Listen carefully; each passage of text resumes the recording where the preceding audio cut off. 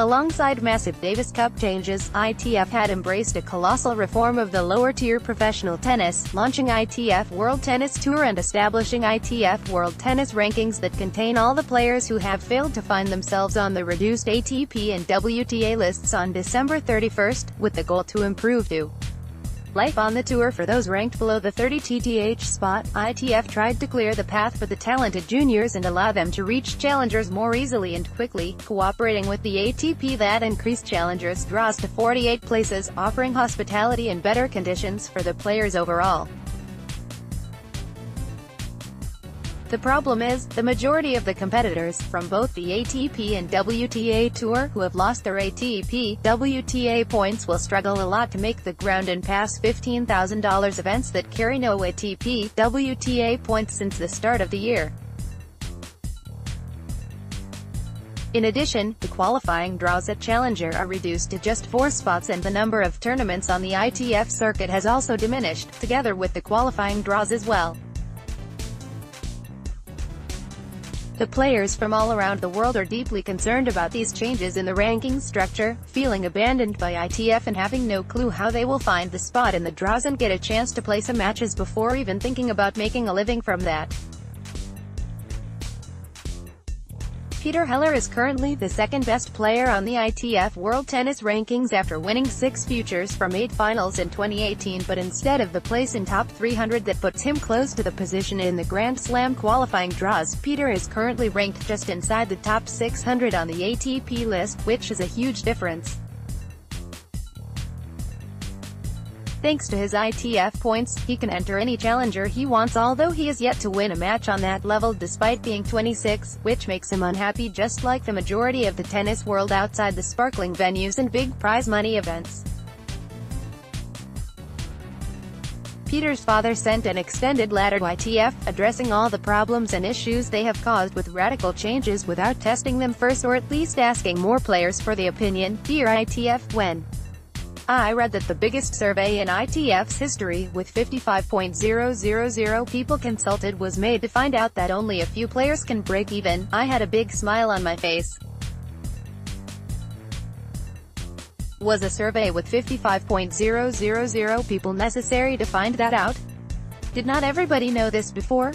Did not everybody know that the prize money in entry-level tournaments is not high enough to cover the costs of a player? Did not everybody know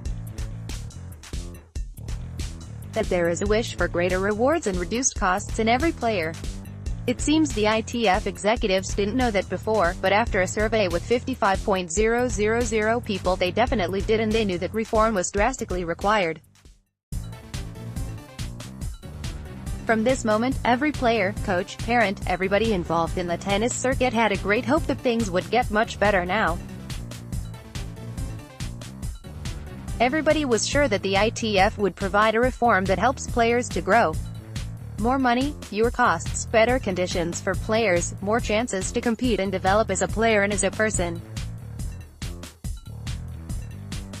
There was great hope to succeed as a player, hope for better opportunities and possibilities for everybody who loves the tennis sport and is willing to work hard every day regardless of age and financial situation. But all the hope and all the dreams were destroyed in one moment when the new system was introduced. No single issue has gotten better with the reform, nearly everything is worse than before.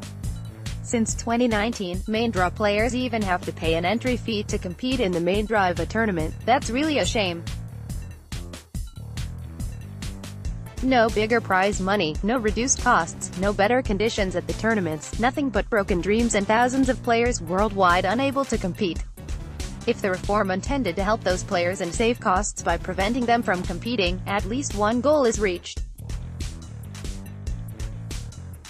But let me get serious again, the situation is too severe to make bad jokes.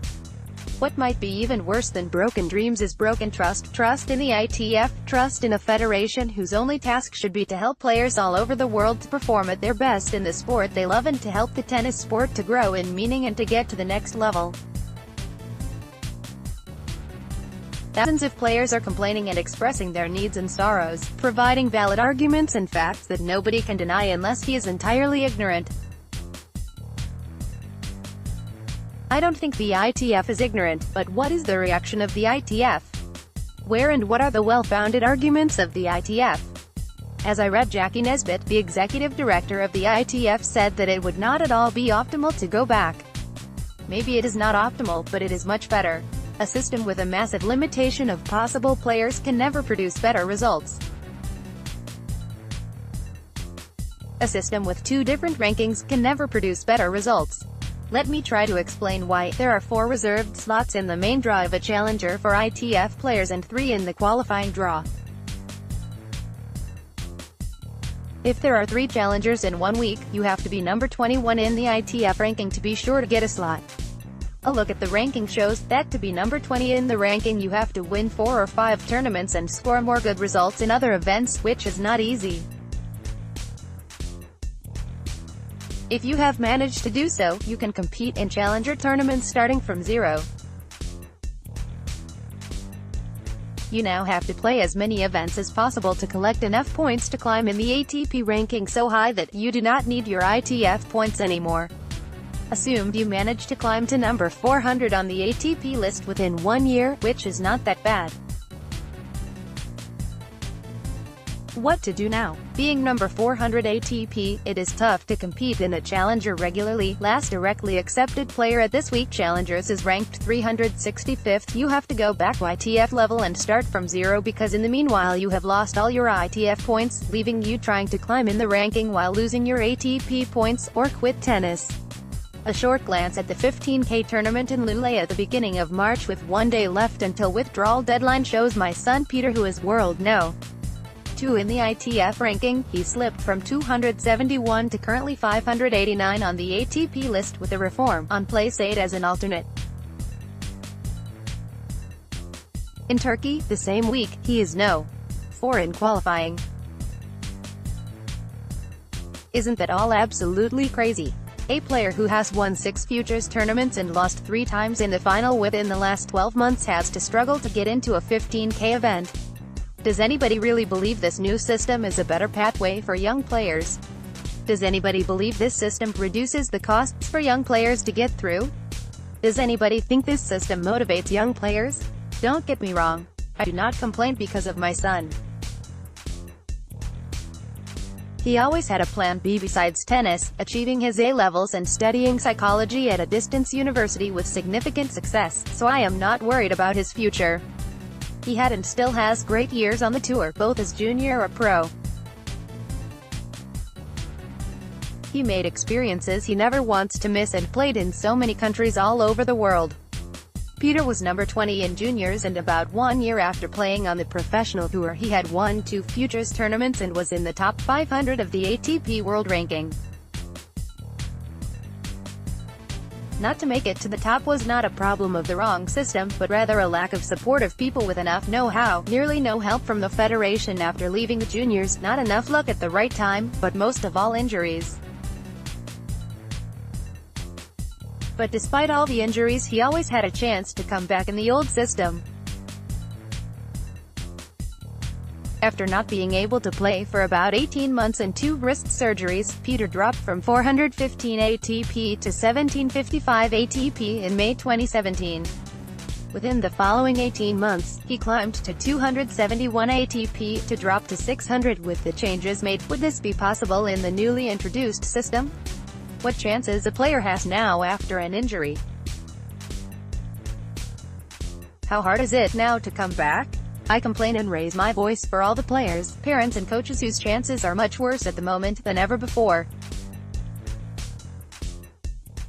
With so many arguments against the new system delivered by so many people, I do not understand how anybody can say that she doesn't see any convincing argument in favor of a return to the old system, and not name any single argument for the new system.